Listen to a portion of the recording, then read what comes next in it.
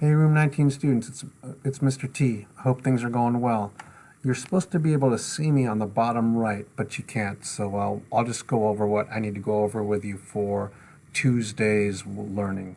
And so I saw that most people logged into Schoology yesterday. That's awesome. Thank you to everybody who logged into Schoology and Seesaw to complete some assignments. I want to explain really quick some things here. And so here is your daily work plan.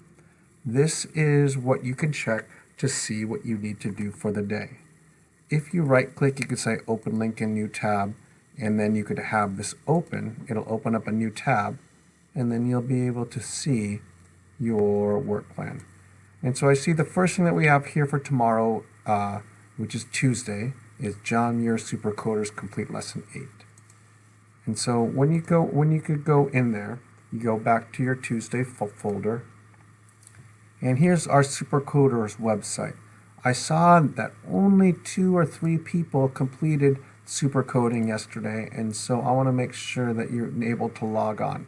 And so once you log on here, then you'll be able to complete your assignments. If you do not have your secret words, then just send me a private chat and I will send those to you as soon as possible. I can send those to you tomorrow morning. You also have a PE video that you could complete. For the math, I think most people went into Seesaw yesterday and did some work in Seesaw. Awesome. But you have another Seesaw assignment to do for Tuesday. And then for reading, yesterday you did free choice reading, or Monday you did free choice reading and you did an IDR exit ticket. For Tuesday, complete 2 level up books and then do the quizzes. I really want to see our levels going up in RAS Kids.